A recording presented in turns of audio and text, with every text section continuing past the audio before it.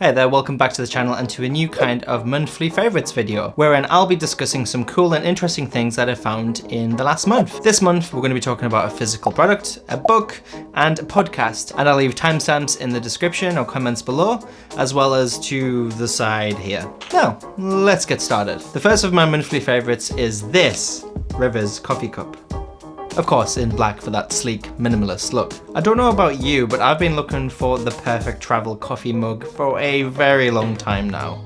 And not just for coffee, for tea and other beverages too. All of them have either not kept the drink fully hot or fully cold, which has been all of them at this point, or the worst offender of all, they've all leaked, making my bag an absolute horror zone for iPads, books and other notepads of that kind. And these leaks usually happen at the seal of the lid itself, usually where you drink from, and they just are an absolute nightmare. You'll know exactly what I mean. You know, and I think we've all been there. You know, we've wanted to take a little coffee cup with us to the library or a cafe while doing some writing, script writing, whatever the work is that we're doing, and we've had to leave it at home because it just leaks and wets all of your stuff. This was until recently when my friend recommended this cup to me.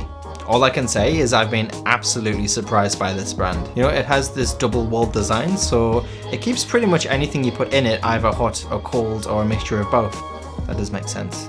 That would be warm, Daniel. You know, and because it's a double walled design, it has a bit of heft to it as well. It feels like a proper mug in your hand, but don't let that fool you, it is still fairly light as well. I've been using it for several weeks now, and it is totally leak proof. I've tried throwing it around in my bag, I've used it in the home office here, I've dropped it on a train and it was absolutely fine, and it has stood the test of time. I mean, look at this.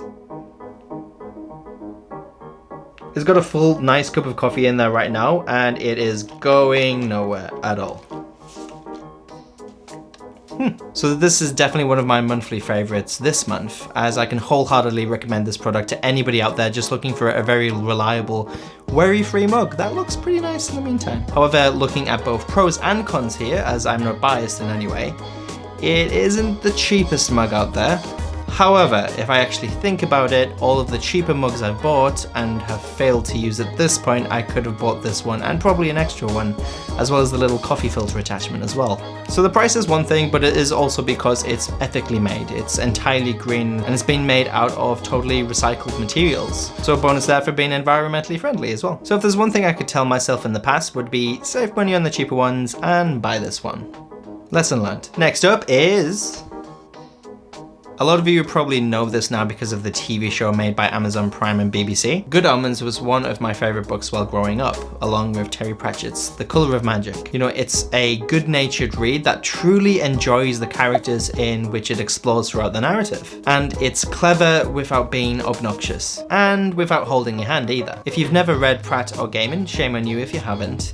You'll know that they really like the outright silly, while still exploring some serious dramas too. It's a charming, witty book about the end of the world, where you follow an angel and a demon who want to prevent it at the end of the day. And while you could say that sometimes the humour seems a bit forced at times, I would say it's more of a Vegemite / Marmite situation for most people. You know, it works for some, it doesn't work for others. Me? I'm in the former camp, and I actually enjoy the just silliness of the humour. This book explores a few dichotomies, good and evil, heaven and hell, politics and terrorism, that is very much relevant for society today. It's not only just a instantly classic, highly successful book, it's one of those books that you can really look at and analyze for characterization, plot development, while exploring all of these different kinds of themes and injecting a heavy amount of tongue-in-cheek into it as well. You know, I'd recommend this for a good read, a jolly caper in which you'll get to love an angel and a demon.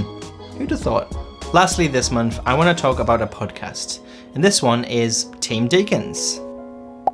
It's an incredibly insightful podcast, which is essentially just a conversation between acclaimed cinematographer and collaborator. And this conversation is supported by an entire cast of working professionals, from producers, film editors, actors, etc.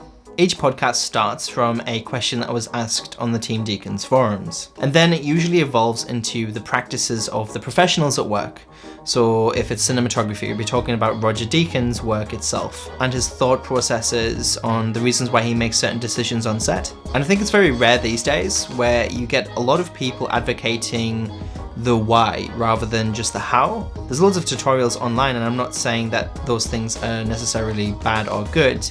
I think they're necessary as well. But I think learning why professionals make choices behind their works is an incredibly important thing for you to understand your own process as well as getting a sneak peek into the creative decisions and genius moments behind some of the most cinematic moments in film history. And I am a huge film nerd when it comes to studying movies, watching behind the scenes, trying to talk and discuss these different ideas with other professionals in the industry. I find it a very insightful process, not only just for me improving my own skills as a filmmaker, as a video producer, it helps me understand my own processes when it comes to writing, when it comes to telling stories. There's a decision that needs to be made there, whether it's a certain light needs to be in a certain way to get a certain mood in a certain scene. You know, that could be a choice of a word. It could be the exclusion of a sentence. It could be the look a character gives. You know, all of these tiny little details, they need to have a thought process behind their decision. You can't just throw these in. Of course, in the first draft you can. Just get it out there and you get it out of your brain, but anyway, I digress from the podcast itself. They've broken down each of the podcast episodes into certain kind of scenarios. Like the beginning, they have an actor's discussion with so-and-so. They're talking about film editing, they're talking about lens choices, etc. So if you're interested in filmmaking or video production at all, or just making videos for YouTube kind of like this, I would highly recommend that podcast. It's something you could just listen to while on the train, and it's something that's really going to give you some insight into the thought processes of incredible people. And again, it'll be covering the why primarily. Why choose this lens over another one? Why backlight an actor in a certain situation and not in another one? And I think it's going to make you a little bit more prepared in developing your own narratives and shooting your own films as well, or content. And again, this podcast is a perfect example of why is such an important question you need to ask of your work, of every single choice you make, of every word choice, of why should this character do X, for example. If you're just a film nerd like me, definitely listen to this podcast as well. That's it for this month's monthly favorite. So this is a new format of video that I'm experimenting with, and I'll be releasing one of these videos every month. And I hope it's something that you enjoy. Please let me know down in the comments below. I'll link everything I've spoken about today in the description. Please let me know if there's anything that you think that I should check out that would be relevant to what we've discussed today as well. And please, please, please check out this coffee cup if you've been eternally searching for one like me as well. Also, let me know how your month's been going this far. Let me know if there's something new or something interesting or something cool or something funny that you've listened to recently or read or watched or experienced. You know, I think sharing new experiences with one another is part of developing this community with you. But it's also just interesting to see what things people are doing, especially in this crazy world right now. And also, let me know what steps you're taking to try and improve your storytelling, improve your writing as well. I'd be really interested in trying to, again, understand your why. Why have you chosen to do such and such? Why have you chosen to learn X? And please don't forget to like this video if you thought it was helpful or interesting in any way. And don't forget, I'll also be including a blog post in the description below if you want to read some more thoughts on the cup, the book, or the podcast. And don't forget to subscribe so you don't miss out on any future content related to creative writing, storytelling, filmmaking, creativity, and the tech behind it all. Otherwise, I'll see you in the next video, and goodbye.